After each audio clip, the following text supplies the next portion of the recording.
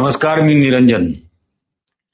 Donald Trump यांनी आत्ता काही तासापूर्वी 2-3 तासापूर्वी अमेरिकेत राष्ट्राला उद्देशून एक भाषण केलं. सर्वांची अशी अपेक्षा होती की डोनाल्ड ट्रम्प युद्ध थांबवण्याची घोषणा करतील. पण डोनाल्ड ट्रम्प यांनी या भाषणामध्ये हे युद्ध 2-3 आठवडे किमान अजून चालूच राहणार, आम्ही प्रचंड बॉम्ब वर्षाव इराणवर करणार, त्यांनी एवढंच सांगितलं की ग्राउंड इन्व्हेजन करणार नाही, जमिनीवरती सैनिक उतरवणार नाही. As we speak this evening, it's been just 1 month since the United States military began Operation Epic Fury, targeting the world's #1 state sponsor of terror, Iran. In these past 4 weeks, our armed forces have delivered swift, decisive, overwhelming victories on the battlefield. Victories like few people have ever seen before. Tonight, Iran's navy is gone. Their air force is in ruins. Their leaders, most of them terrorist regime they led, are now dead. Their command and control of the Islamic Revolutionary Guard Corps is being decimated as we speak. Their ability to launch missiles and drones is dramatically curtailed, and their weapons factories and rocket launchers are being blown to pieces. Very few of them left. कोणीतरी त्यांना थोडेसे शहाणपणाचे 2 बोल सांगितले असतील आणि एका राष्ट्राध्यक्षाला नाही शोभत अशी भाषा डोनाल्ड ट्रम्प यांनी वापरली. त्यांनी म्हटलं, आम्ही इराणला ऑब्लिटरेट करून टाकू, सर्वनाश, नायनाट करू, इराणला पुन्हा अश्मयुगामध्ये ढकलून देऊ, स्टोन एज मध्ये आम्ही ढकलून देऊ, जिथं ते बिलॉंग करतात, असं शब्द वापरलेत. अश्मयुगातच ते बिलॉंग करतात, त्यांना आम्ही तिथं ढकलून देऊ. म्हणजे पहिली गोष्ट, डोनाल्ड ट्रम्पनी ज्या वेळेला हे युद्ध सुरू केलं, म्हणजे या एप्स्टेन रेजिम जी आहे, एप्स्टेनचं आपल्याला माहिती आहे, एप्स्टेन प्रकरणामध्ये डोनाल्ड ट्रम्पचं नाव कित्येक हजार वेळेला आलं, आपल्याही पंतप्रधानांचं नाव आलं, आपल्या हरदीप पुरींचं नाव आलं, आपल्या अनिल अंबानींचं नाव आलं, पण आपल्याकडे काय लाज, लज्जा, शरम काही उरलेलंच नाही. म्हणजे सगळ्याला तिलांजली दिलेली आहे. चाल, चरित्र, चेहरा, साधन, शुचिता, या सगळ्याचे अंतिम संस्कार RSSनी करून टाकलेले आहेत, आणि भाजपने आणि मोदींनी. पण एप्स्टीनमध्ये नाव आल्यामुळे एप्स्टीनमध्ये असलेल्या फाईल्सच्या जोरावर डोनाल्ड ट्रम्पला इस्रायलनी या युद्धामध्ये ओढलं. आणि आता अशी परिस्थिती निर्माण झाली की पहिल्यांदा 2-3 दिवसात ही रेजिम, म्हणजे आयातुल्ला खमेनी यांची हत्या केल्यानंतर लगेच उठाव होईल आणि तिथली रेजिम बदलेल आणि आपलाच कोणीतरी पित्तू आपण त्या ठिकाणी बसवू, अशा सगळ्या अपेक्षेने सुरुवात केलेलं युद्ध आता 2ऱ्या महिन्यामध्ये आलेलं आहे. 1 महिना उलटून गेलेला आहे. आता 32-33 दिवस या युद्धाला झालेले आहेत. आणि आता डोनाल्ड ट्रम्प, म्हणजे हे लक्षात यायला पाहिजे होतं की या 33 दिवसांमध्ये अमेरिकेचे आखाती देशांमधले 37 लष्करी तळ इराणनी पूर्णपणे उद्ध्वस्त करून टाकले. 37. तिथं राहत असलेल्या, त्या बेसेसवरती राहत असलेल्या अमेरिकन सैनिकांना आणि अधिकाऱ्यांना हॉटेलमध्ये आता जाऊन राहण्याची वेळ आली. त्या हॉटेल्सवरती सुद्धा इराणनी हल्ला सुरू केला. अमेझॉन वेब सर्व्हिसेसची डेटा सेंटर, जी जगातली सर्वात मोठी होती, ती पूर्णतः उद्ध्वस्त करून टाकली. त्याच्यानंतर सौदी अरेबिया असेल, युनायटेड अरब एमिरेट्स असेल, कतर असेल, इस्रायल असेल, इथल्या सगळीकडच्या ऑइल रिफायनरीजवरती हल्ला केला, त्या नष्ट केल्या. इस्रायलमध्ये बातम्या लपवल्या जात आहेत, सेन्सॉरशिप आहे म्हणून कित्येक गोष्टी बाहेर येत नाही, पण जे काही थोडीफार फुटेजेस बाहेर येतात त्याच्यातून हे लक्षात येत आहे की आता इस्रायलकडे बघितल्यानंतर लोक म्हणतात की ही गाझा पट्टी नाही, हे इस्रायल होतं, अशी इस्रायलची अवस्था करून टाकलेली आहे. आणि टेक्नॉलॉजिकली आम्ही किती सुपिरियर आहोत, या सर्व कालावधीमध्ये इराणवरती हजारो वेळेला हल्ले झाले एअरफोर्सकडून, अमेरिकेच्या आणि इस्रायलच्या. पण आणि या आधी घोषणाही करून झाल्या खरं तर की इराणचं न्यूक्लिअर कपॅसिटी आम्ही नष्ट करून टाकलेली आहे, त्यांची मिसाईल लॉन्चिंग कपॅसिटी आम्ही नष्ट करून टाकलेली आहे, त्यांची नेव्ही आम्ही नष्ट करून टाकलेली आहे, हे सगळं हा ट्रम्प बोललाय. तरीही इराण लढत आहे आणि हे दाखवून देत आहे की आम्ही संपलेलो नाही, आम्ही संपणार नाही. हे याच्यातून त्यांनी दरवेळेला दाखवलं. आता बघा, अजूनही डोनाल्ड ट्रम्पला शहाणपणा येत नाहीये. जगामध्ये क्रूड ऑइलची मंदी सुरू झालेली आहे, क्रूड ऑइलचे भाव प्रचंड वाढायला सुरुवात झालेली आहे. अमेरिकेतलं स्टॉक मार्केट कोसळायला लागलंय. भारतातलं स्टॉक मार्केट डोनाल्ड ट्रम्पचं भाषण संपल्यानंतर डायरेक्ट 1500 पॉइंट्सनी खालती आलं. जगभरामध्ये याचा परिणाम होतोय. पण डोनाल्ड ट्रम्पला अजूनही शहाणपण येत नाहीये. नरेंद्र मोदी आज गुजरातला जात आहेत एका म्युझियमचं उद्घाटन करायला.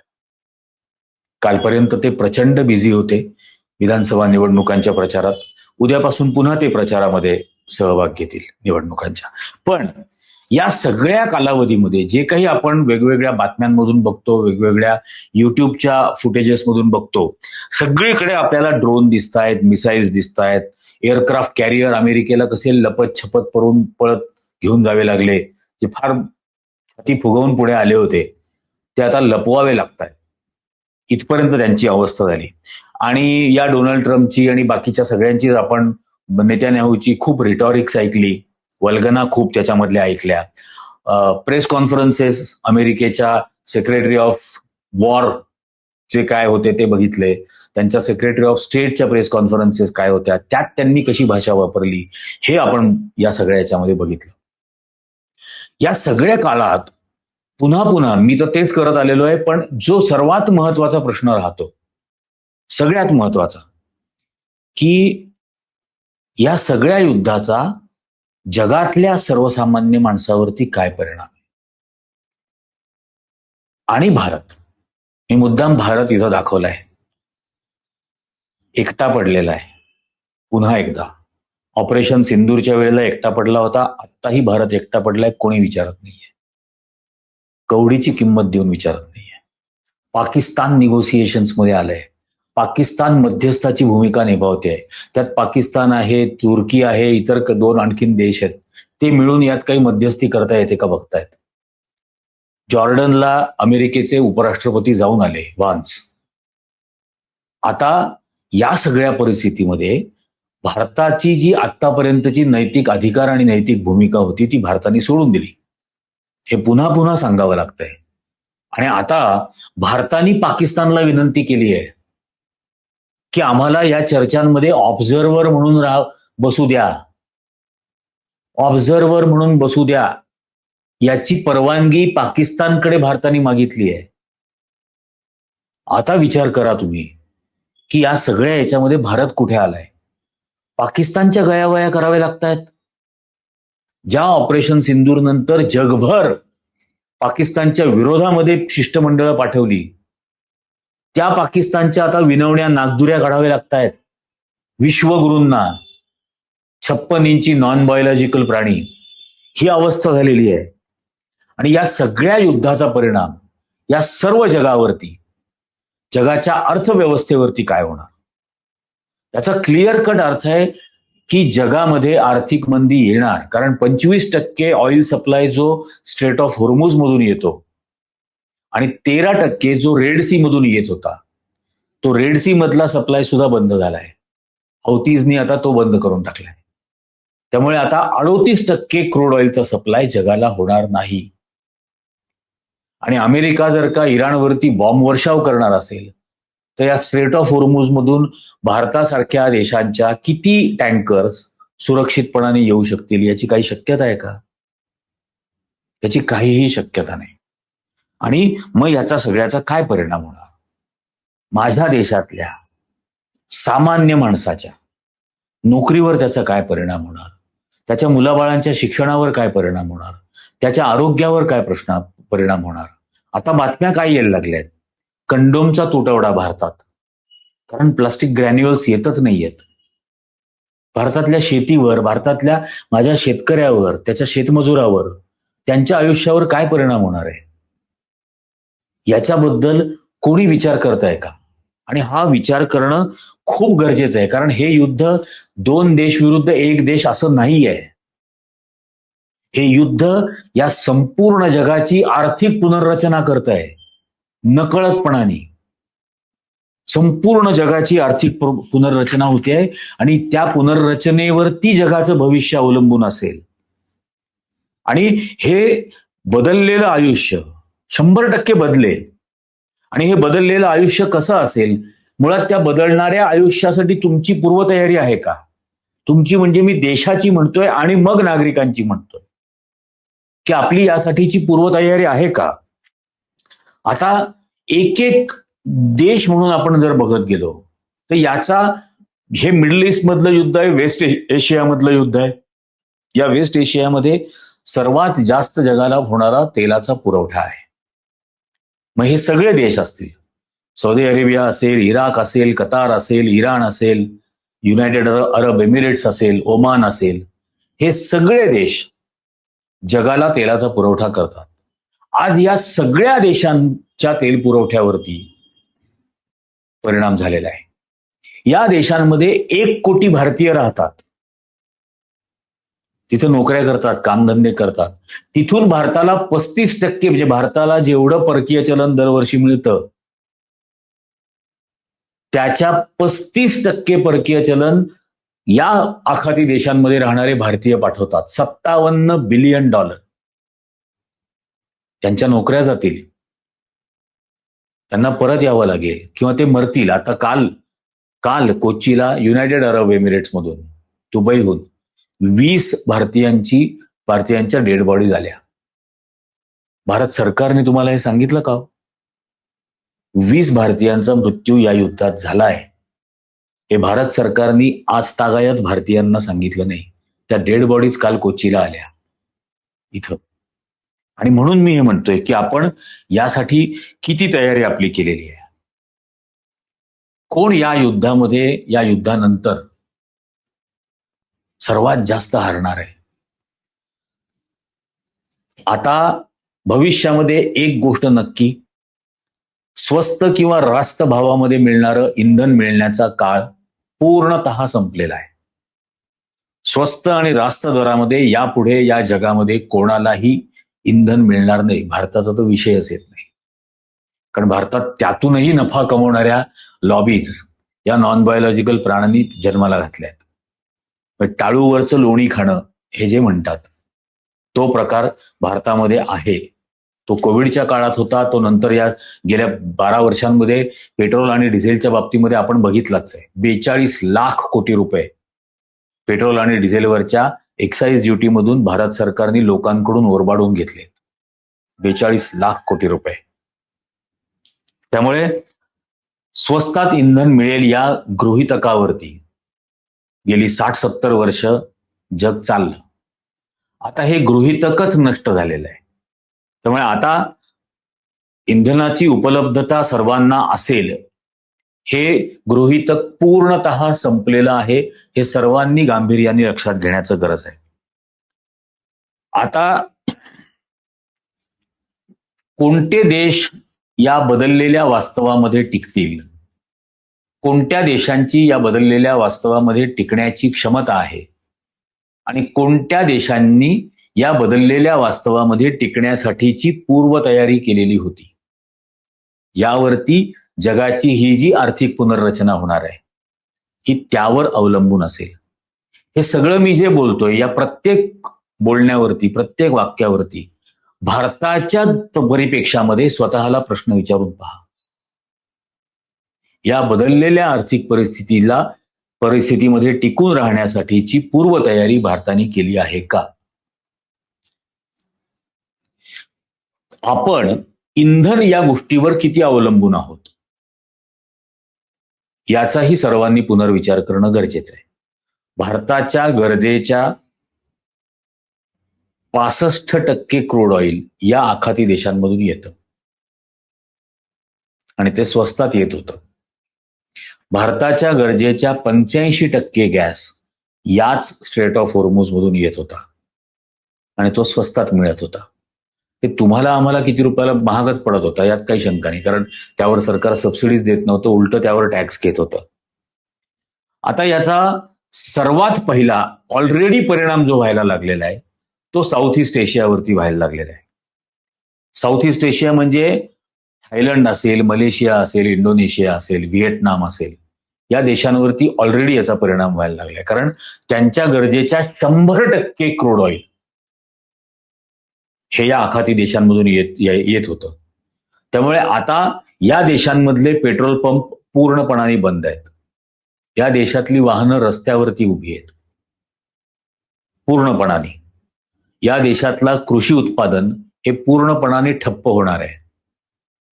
कारण त्यांचे ट्रॅक्टर्स चालणार नाहीत, त्यांचे हार्वेस्टर्स चालणार नाहीत, त्यांचे पंप चालणार नाहीत, त्यांना खतं मिळणार नाहीत. ते पूर्णतः या साऊथ ईस्ट एशियावरती, साऊथ ईस्ट एशियातले देश हे पूर्णतः या क्रूड ऑइलच्या सप्लायवरती अवलंबून होते. त्यांच्यावरती ऑलरेडी हा परिणाम झालेला आहे. आणि हे सर्व देश, व्हिएतनाम असेल, थायलंड असेल, मलेशिया असेल, इंडोनेशिया असेल, सिंगापूर असेल, हे सगळे देश त्या अर्थाने त्यांचं राहणीमान, त्यांचं स्टँडर्ड ऑफ लिव्हिंग हे भारतापेक्षा चांगलं होतं. त्यांचं पर हेड कॅपिटा इन्कम भारतापेक्षा चांगलं होतं. या सगळ्या देशांच्या उत्पादनावर परिणाम होणार. हे सगळ्या देशांचं इकॉनॉमिक मॉडेल हे यांनी मॅन्युफॅक्चर करायचं आणि जगाने विकत घ्यायचं, असं होतं. आता ते काहीच मॅन्युफॅक्चर करू शकणार नाहीत आणि जग त्यामुळे काहीच त्यांच्याकडून विकत घेऊ शकणार नाही. या साऊथ ईस्ट एशियामधल्या देशांची काय अवस्था असेल याची कल्पना करा. भारत आणि पाकिस्तानची काय अवस्था असेल. भारताचं मी सांगितलं किती आपण क्रूड ऑइल तिकडून आणतो. Pakistan 100% crude oil south east एशियामधून आणतं. ते त्यांना मिळायला लागलं तरी ते महाग असणार. या डॉलर एक्सचेंज रेटचा जो काही परिणाम होतोय, जोपर्यंत डॉलर वाढत राहील तोपर्यंत त्यांना ते प्रचंड महाग असेल. त्याही नंतर अर्थात पाकिस्तानचे सौदी अरेबियाबरोबर करार आहेत, पाकिस्तानचे इतर देशांबरोबर, दुबई बरोबर करार आहेत, युनायटेड अरब एमिरेट्स, त्यामुळे त्यांच्याकडून तेल सप्लाय चालू राहील. त्याची किंमत काय असेल माहित नाही. या आखाती देशांमधल्या रिफायनरीज नष्ट झालेल्या आहेत आणि आज थांबलं युद्ध तरी त्या बंद पडलेल्या रिफायनरीज सुरू व्हायला किमान 2.5-3 वर्षाचा काळ लागेल. पाकिस्तानमधलं इलेक्ट्रिसिटीचं उत्पादन, विजेचं उत्पादन हे सुद्धा या गॅसेसवरती अवलंबून आहे. साऊथ ईस्ट एशियामधून येणाऱ्या ते गॅसवरचे चालणारे त्यांचे प्लांट्स आहेत. त्यामुळे तिथल्या इलेक्ट्रिसिटीवरती सुद्धा याचा परिणाम होणार. अर्थात ते जमिनीने कनेक्टेड असल्यामुळे ते इराणमधून आणू शकतात, ते चीनमधून घेऊ शकतात. हा सगळा त्या देशांवरचा होणारा परिणाम आहे. हा पाकिस्तानवरती होणारा परिणाम आहे. भारताचा मी सांगितलंच की भारताची अवस्था कशी होणार आहे. भारताच्या फार्मास्युटिकल इंडस्ट्रीला मिळणारं रॉ मटेरियल, भारताच्या प्लास्टिक इंडस्ट्रीला मिळणारं रॉ मटेरियल, भारताच्या ऍग्रिकल्चर सेक्टरला, कृषी क्षेत्राला मिळणारी खतं ही पूर्णतः बंद आहेत. आणि त्याचा थेट परिणाम होतोय जून महिन्यापासून येणाऱ्या खरीप हंगामावरती आणि त्यामुळे त्याच्या पुढच्या कृषी उत्पादनावरती प्रचंड मोठा परिणाम होणार आहे. कृषी उत्पादन घटणार आहे, कमी होणार आहे. कोविडच्या काळामध्ये सर्व इंडस्ट्री बंद असताना फक्त कृषी क्षेत्राने भारताच्या अर्थव्यवस्थेला सांभाळलं होतं. आता ते होऊ शकणार नाही. त्यामुळे अन्नधान्याचे, फूड सिक्युरिटीचे प्रचंड मोठे प्रश्न येणाऱ्या काळामध्ये निर्माण होणार आहेत. आपदा में अवसर, संकटात संधी, याच्यावरती विश्वास असणारे नरेंद्र मोदी त्यांच्या लाडक्या गौतम अदानीला जगभरातून धान्य आयात करायची परवानगी देतील आणि ते हजारो रुपये किलोनी सुद्धा विकतील. आणि आपल्याकडे नसल्यामुळे आपल्याला ते घ्यावं लागेल. त्यात किती जण घेऊ शकतील, किती जण आज 2 वेळेला जेवणारे 1 वेळेला जेवतील का, 1 वेळेला जेवणारे अर्धपोटी राहतील का, अनेक भयंकर समस्या येणार आहेत. मी घाबरवण्यासाठी म्हणून हा व्हिडिओ करत नाहीये, मी सावध करण्यासाठी म्हणून करतोय. आज त्याची तयारी करून ठेवा. आभाळ कोसळायच्या आधी आपलं छत हे पक्क करणं गरजेचं आहे. म्हणून हे सगळं सांगतोय. या सगळ्याचा भाग जगभरातल्या सर्व अर्थव्यवस्थांवर याचा परिणाम होणार. कोणता देश या संकटाचा सामोरा जायला किती एकजूट आहे, एकजूट यावर अवलंबून असेल की येणाऱ्या संकटाचा प्रतिकार तो देश कसा करेल. इराणवरती युद्ध सुरू झालंय, तुटून पडलेत इराणवरती, पण इराणमधला सर्वसामान्य नागरिक हा रस्त्यावरती येतोय रोज रात्री उघड्यावरती येतोय आणि सरकारला आणि इराणच्या लष्कराला समर्थन दाखवतोय. रोज इराणचे राष्ट्रपती रोडवर येत आहेत, इराणचे परराष्ट्र मंत्री रस्त्यावरती येऊन नागरिकांचे आभार मानतायत या एकजुटीबद्दल. हे खूप महत्वाची गोष्ट आहे. डोनाल्ड ट्रम्प जरी बोललेला असला की अश्मयुगात, पाषाण युगामध्ये आम्ही इराणला ढकलून देऊ, त्याला माहित नाहीये इराणचे राज्यकर्ते नेते जे आहेत त्यांचं एज्युकेशनल क्वालिफिकेशन काय आहे. बघा जरा एकदा, आयातुल्ला खामेनी ज्यांची हत्या केली होती ते प्रोफेसर ऑफ थिओलॉजी होते. त्याच्यानंतर इराणचे राष्ट्रपती, म्हणजे हा डोनाल्ड ट्रम्प वेडा काहीतरी बोलला की आता नवीन आलेले राष्ट्रपती हे रॅडिकल नाहीयेत वगैरे, हेच होते राष्ट्रपती आधी पण आत्ताही तेच राष्ट्रपती आहेत. हे पण यांचंही एज्युकेशन बघा, हे पीएचडी आहेत. हे सगळे नेते, त्यांचे संरक्षण मंत्री असतील, त्यांचे इतर नेते असतील, प्रोफेसर मरांडी हे जे सातत्याने जगभरातल्या माध्यमांसमोर त्यांची भूमिका मांडतात, तेही पीएचडी आहेत. वयाच्या 13व्या वर्षी ते इराणमध्ये आले. त्यांचा जन्म व्हर्जिनियामध्ये झाला, अमेरिकेत झाला, पण ते 13व्या वर्षी इराणमध्ये परत आले आणि त्यानंतर त्यांनी म्हणजे अत्यंत उच्च शिक्षित, संपूर्ण एज्युकेशन क्वालिफिकेशन स्क्रीनवर आहे बघा त्यांचं. हे अत्यंत उच्च शिक्षित असा हा देश आहे, ज्या देशाची साक्षरता 98% आहे, ज्या देशातल्या 96% महिला या साक्षर आहेत, उच्च शिक्षित आहेत, ज्या देशाचा IQ, इंटेलिजन्स कोशंट हा जगात 4थ्या क्रमांकाचा आहे. इंटेलिजन्स कोशंट इराणचा हा जगात 4थ्या नंबरचा आहे. तो पाषाण युगातला देश कधीही नव्हता. पर्शियन संस्कृती ही कधीही पाषाण युगातली नव्हती, आजही नाही आणि यापुढेही होणार नाही. पण या देशावरती लांडग्यासारखे तुटून पडलेले असताना त्या देशामध्ये पूर्णपणे एकजूट आहे, पूर्णपणाने एकजूट आहे आणि याचा प्रतिकार करतायत. इस्रायलचे नागरिक देश सोडून पळून चाललेत, देश सोडून पळून चाललेत. इराण ठामपणाने लढतोय आणि म्हणून भारतासारख्या देशामध्ये प्रचंड एकजूट असणं गरजेचं आहे. येणाऱ्या भविष्यामध्ये, येणाऱ्या काळामध्ये इतकी मोठी आपत्ती येत असताना, अन्नधान्याचा तुटवडा होणार असताना आपली प्रत्येकाची जबाबदारी असेल की आपल्याला माहीत असलेला एकही माणूस उपाशी राहणार नाही. तो कुठल्याही जातीचा, कुठल्याही धर्माचा, कुठल्याही पंथाचा असो, तो शिक्षित असो का गरीब असतो, तो स्त्री असो का पुरुष असो, एकही मनुष्य या देशातला उपाशी राहणार नाही ही पाहण्याची आपली जबाबदारी आहे. ती एकजूट दाखवणं गरजेचं आहे. ती एकजूट जर दाखवू शकलो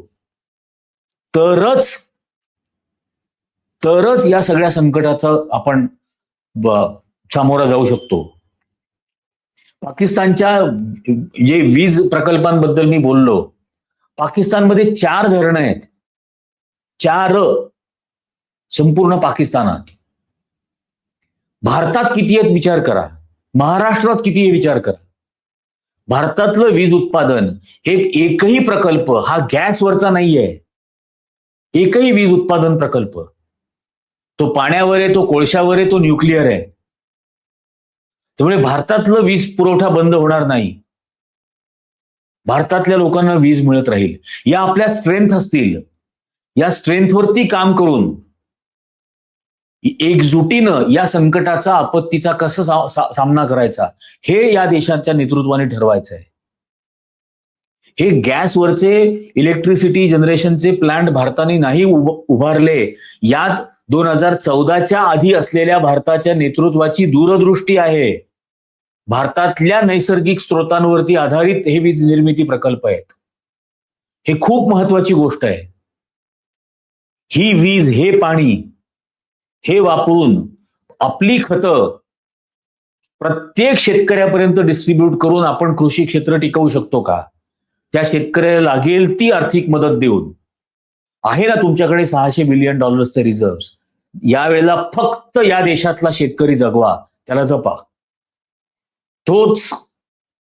तोच शेतकरी हा देश वाचवू शकतो. एकही उद्योजक वाचवणार नाहीये. या शेतकऱ्याचीच मुलं लष्करात आहेत, या शेतकऱ्याचीच मुलं बाळं सैन्यामध्ये आहेत, BSF मध्ये आहेत, पोलिसांमध्ये आहेत. हेच वाचवणार आहेत या देशाला. एकाही उद्योजकाचं कार्ट हे लष्करात नाहीये, एअरफोर्समध्ये नाहीये, नेव्हीमध्ये नाहीये, पोलिसांमध्ये नाहीये.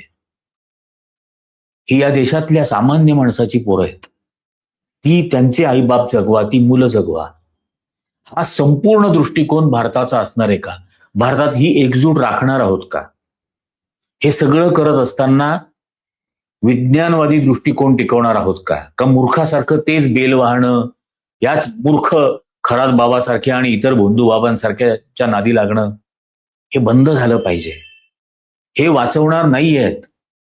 कितीही अभिषेक करा, काही करा, यातून देश वाचणार नाही. गॅसचं येणारं शॉर्टेज किंवा महागड्या किमती किंवा पेट्रोल डिझेलचे महागड्या किमती किंवा त्याचं शॉर्टेज हे यज्ञ करून दूर होणार नाही.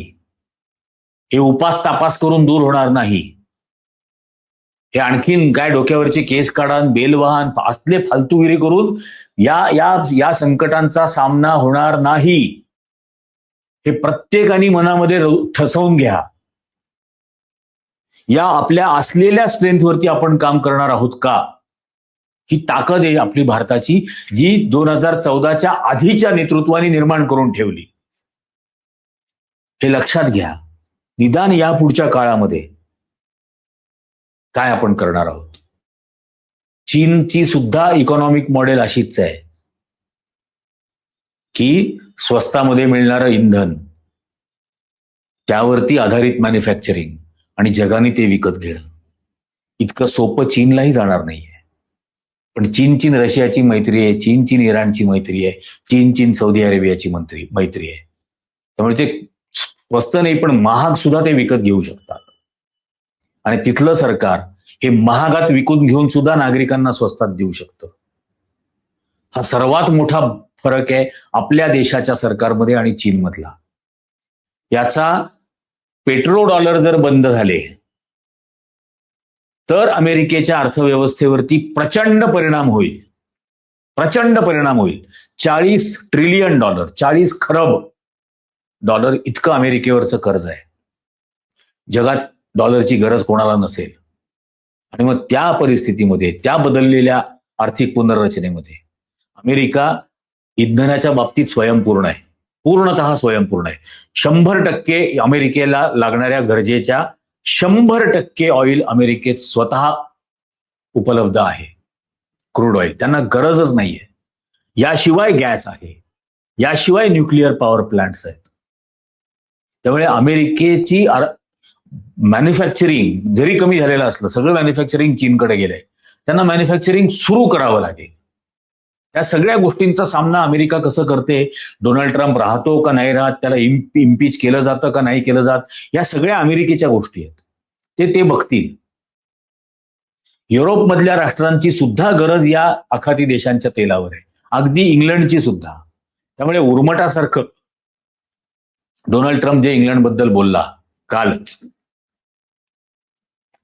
ते इंग्लंडला लागू होतं की या युद्धात तुम्ही आमच्याबरोबर नव्हतात, त्यामुळे आता तुम्ही स्ट्रेट ऑफ होर्मुझला जा, तुमचं ऑइल घेऊन या किंवा ते फ्री करा, त्यावेळेला आम्हाला मदत मागू नका, हे ते बोलले. त्यामुळे युरोपमधली राष्ट्र काय करायचं हे ठरवतील. त्यांना घेणं भागच आहे. पण युरोपनी अमेरिकेला साथ दिली नाही या युद्धात. ऑलरेडी स्पेनला परवानगी दिलेली आहे इराणनी क्रूड ऑइल न्यायला स्ट्रेट ऑफ होर्मुझ मधून. फ्रान्सनी त्यांची हवाई हद्द वापरायची नाही म्हणून सांगून टाकलंय. त्यामुळे युरोपनी सावधगिरीची भूमिका निभावल्यामुळे युरोपला आखाती देशांमधून क्रूड ऑइल मिळेल, यात काही शंका नाही. पण त्यांची पर हेड कॅपिटा इन्कम, त्यांची लोकसंख्या ही भारतापेक्षा खूप कमी आहे, खूपच कमी आहे. त्यामुळे ते निभावू शकतात. 150 कोटीच्या देशांनी काय करायचं? डोनाल्ड ट्रम्प आणि नेत्यानाहूनी हातामध्ये लोखंडाचा हातोडा घेऊन सेलफोन रिपेअर करायला निघाले होते. आणि झालंय असं की ते सेलफोन फोडायचा प्रयत्न करतायत, पण असा तो फुटणार नाही. कारण ज्या सिलेबसचा अभ्यास केला तो सिलेबस परीक्षेला आलाच नाही, अशी त्यांची अवस्था आहे.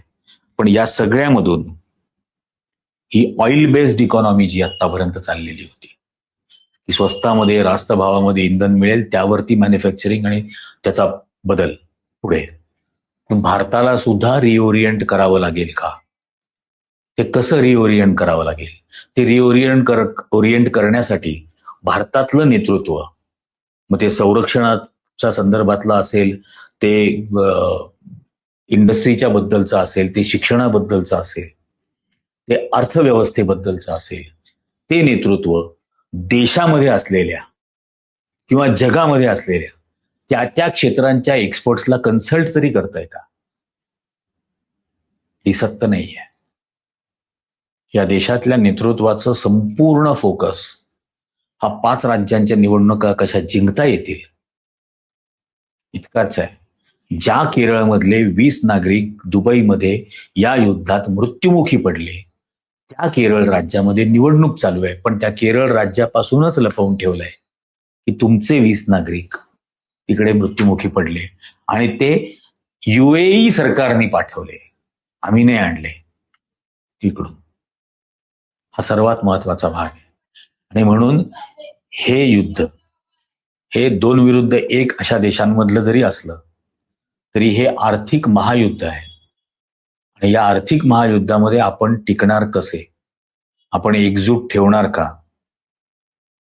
हाच खरा प्रश्न आहे. ही एकजूट टिकवावी यासाठी काय काय करता येऊ शकतं हे तुम्ही सुद्धा इथं खाली कमेंट्स करून सांगा. त्याच्यावरती आपण आणखीन एखादा भाग विस्तृत स्वरूपामध्ये करूयात. नक्की याच्यावरती कमेंट करून सांगा की हा देशातली एकजूट कशी टिकवता येऊ शकते. माणसामाणसातली, हे राजकीय पक्षांचं जाऊ द्या, नागरिकांची एकजूट कशी होऊ शकते यासाठीची धडपड करायला तरी सुरुवात केली पाहिजे. म्हणून कमेंट नक्की करा. व्हिडिओ जास्तीत जास्त जणांनी लाईक करा, जास्तीत जास्त जणांना याची लिंक शेअर करा आणि जास्तीत जास्त जणांना चॅनल सबस्क्राईब करायला सांगा. शेवटी सर्व प्रयत्न ही एकजूट वाढवणं आणि टिकवणं यासाठीच आहे. आत्ताच्या भागात इतकंच. धन्यवाद.